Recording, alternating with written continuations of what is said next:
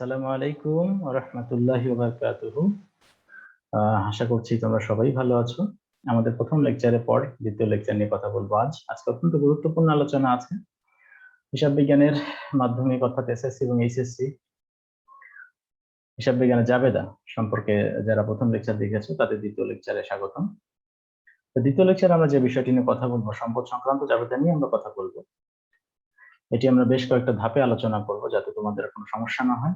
তো আজকে আমরা সম্পদ সংক্রান্ত জাবেদার বাকিতে ক্রয়ের ক্ষেত্রে বিক্রয়ের ক্ষেত্রে কিভাবে হবে সেটা আমরা দেখাবো।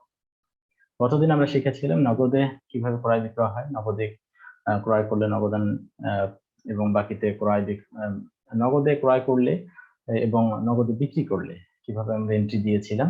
আজকে আমরা দেখবো বাকিতে ক্রয় ক্ষেত্রে। আমরা জানি সূত্রটা হচ্ছে সম্পদ আসলে ডেবিট হয়, সম্পদ চলে গেলে ক্রেডিট হয়। তো আজকে আমরা বাকিতে সম্পদ ক্রয় বা বিক্রয়ের ক্ষেত্রে একটা নোট অবশ্যই খাতায় লিখে নিব। আমরা যারা কিছুই পারি না তাদের জন্য এই নোটগুলো অত্যন্ত অত্যন্ত ফলপ্রসূ হবে। তো আমি তোমাদের অনুরোধ করবো তোমরা নোটগুলো অবশ্যই খাতায় লিখে রাখবে। এরপরেও যদি কারো বুঝতে সমস্যা হয় তাহলে আমাদের সাথে তোমরা যোগাযোগ করলে আমি তোমাদের বুঝিয়ে দেওয়ার ব্যবস্থা করব। তো নোটটা হচ্ছে বাকিতে বা ধারে কোনো পণ্য বা সম্পদ ক্রয় করা হলে পাওনাদার অথবা প্রদেয় হিসাব ক্রেডিট করতে হবে। ক্রেডিট করতে হবে। পক্ষান্তরে বাকিতে বা ধারে কোনো পণ্য বা সম্পদ বিক্রি করা হলে দেনাদার বা প্রাপ্য হিসাব ডেবিট করতে হবে। চলো আমরা উদাহরণ দেখবো। দেনাদার মানে হচ্ছে আমরা যাদের কাছে টাকা পাবো, আর পাওনাদার মানে হচ্ছে যে বা যিনি আমাদের কাছে টাকা পাবে। এই দুটো জিনিস তোমরা অবশ্যই খাতা কলমে টুকে রাখবে। তো আমরা এর আগে 7টা লাইন শিখেছিলাম, আজকে 8 নাম্বার লাইন। বাকিতে আসবাবপত্র ক্রয় করা হয়েছে, লক্ষ্য করো। বাকিতে আসবাবপত্র ক্রয় করা আছে, আসবাবপত্র কিন্তু সম্পদ, এই সম্পদটা কেনা হয়েছে বিধায় আমাদের হাতে আসছে, আসলে সম্পদের নামটা ডেবিট লিখতে হবে। আসবাবপত্র হিসাব ডেবিট লিখলাম। আমরা কিন্তু নগদ টাকা দিয়ে কিনিনি, লক্ষ্য করো। বাকিতে কোনো সম্পদ আমরা কিনেছি বিধায় পাওনাদার শিরোনামটা ক্রেডিট লিখতে হবে, এই যে পাওনাদার আমরা ক্রেডিট লিখেছি। তাহলে আসবাবপত্র সম্পদ কেনা হয়েছে বিধায় সম্পদটা আমাদের হাতে আসছে, আসলে ডেবিট লিখবো। আর বাকিতে কিনেছি, বাকিতে কিনলে পাওনাদার ক্রেডিট লিখতে হয়। মূল্য পরিশোধ করি নাই, ভবিষ্যতে আমাদের মূল্য পরিশোধ করতে হবে, অর্থাৎ আমাদের কাছে কেউ না কেউ টাকা পাবে, সেই জন্য পাওনাদার অথবা প্রদেয় হিসাব ক্রেডিট লিখতে হবে। এরপর দ্বিতীয় লাইন, বাকিতে বা আসবাবপত্র বিক্রি করা হলো। বিক্রি করলে আমরা কিন্তু হাতে টাকা পাচ্ছি না, কারণ বাকিতে বিক্রি করছি। বাকিতে বিক্রি করলে কিন্তু আমরা টাকা পয়সা পাই না, অর্থাৎ কারো না কারো কাছে আমরা টাকা পাবো। তো যার কাছে পাবো তাকে আমরা দেনাদার বলি। তাহলে আমরা নোটে লিখেছিলাম বাকিতে বা ধারে কোনো পণ্য বা সম্পদ বিক্রয় করা হলে দেনাদার বা প্রাপ্য হিসাব ডেবিট করতে হয়। তো আমরা দেনাদার বা প্রাপ্য হিসাব ডেবিট লিখেছি, আর আসবাবপত্র বিক্রি করেছি বিধায় সম্পদটা চলে গেছে, গেলে আসবাবপত্র ক্রেডিট লিখেছি, ক্রেডিট লিখবো। তাহলে দেনাদার ডেবিট, আসবাবপত্র ক্রেডিট। ধারে মেশিন কেনা হয়েছে, ধারে মানে বাকিতে, তাহলে মেশিন সম্পদ আসছে ডেবিট, আর ধারে কিনেছি পাওনাদার ক্রেডিট। এরপর ধারে মেশিন বিক্রি করা হয়েছে। আমরা যদি ধারে মেশিনটা বিক্রি করে দেই তাহলে আমরা টাকা তো হাতে পাচ্ছি না, মেশিন সম্পদ চলে যাচ্ছে, গেলে ক্রেডিট হবে, কিন্তু হাতে টাকা পাচ্ছি না, কারো কাছে পাবো, পাইলে সেটা প্রাপ্য হিসাব ডেবিট লিখতে হবে। তাহলে ধারে বিক্রি করলে প্রাপ্য হিসাব ডেবিট লিখতে হয়, আমরা নোটটা সামনে রেখেছি এই জন্য। তাহলে প্রাপ্য হিসাব ডেবিট এবং মেশিন সম্পদ চলে গেছে বিধায় মেশিন ক্রেডিট। সরঞ্জাম ক্রয় করা হয়েছে ধারে, তাহলে সরঞ্জাম সম্পদ আসছে, আসলে ডেবিট হবে।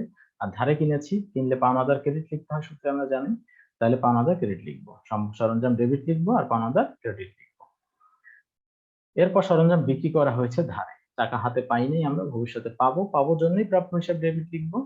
বাকিতে বিক্রয়ের জন্য। আর সম্পদ বিক্রি করে ফেলেছি, সম্পদ চলে গেল, গেলে ক্রেডিট লিখবো সম্পদ। তাহলে প্রাপ্য হিসাব ডেবিট 7,000, সরঞ্জাম হিসাব ক্রেডিট 7,000। এরপর আমরা যে বিষয়টা দেখবো অত্যন্ত গুরুত্বপূর্ণ, চেকের মাধ্যমে বা ব্যাংকের মাধ্যমে ক্রয় বিক্রয়ের ক্ষেত্রে। লক্ষ্য করো, চেকের মাধ্যমে চেকের প্রদান করলে, আমরা যদি চেকে কোনো মূল্য প্রদান করি কাউকে, নগদ টাকা না দিয়ে বাকিও না রেখে চেকের মাধ্যমে প্রদান করি, অথবা চেকে কোনো পণ্য বা সম্পদ যদি আমরা ক্রয় করি, তাহলে ব্যাংক ক্রেডিট লিখতে হয়।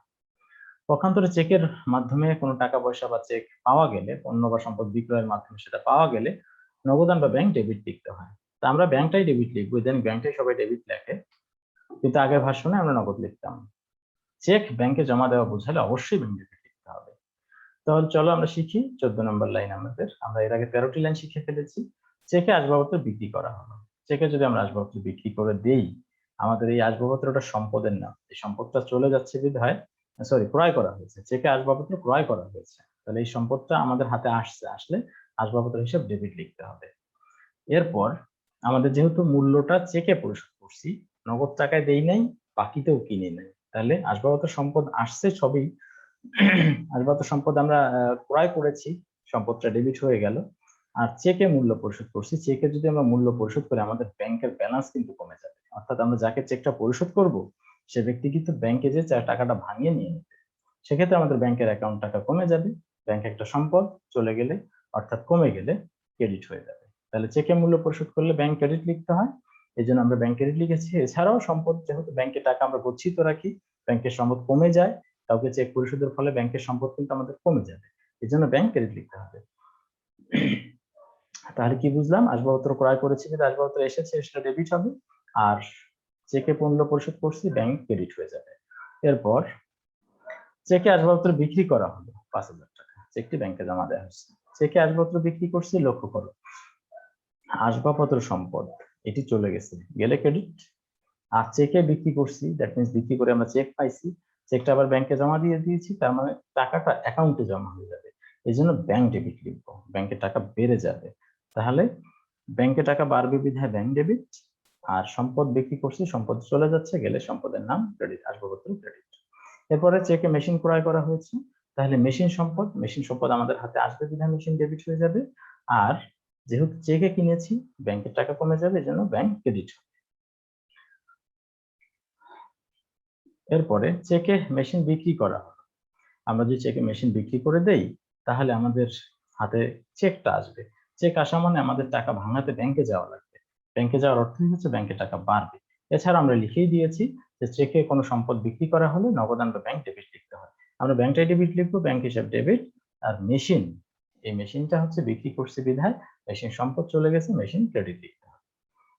এরপর চেকে সরঞ্জাম ক্রয় করা হলো, আমরা সরঞ্জাম সম্পদ এটি আমরা কিনেছি, সরঞ্জাম হাতে আসছে, আসলে সেটা ডেবিট লিখতে হবে।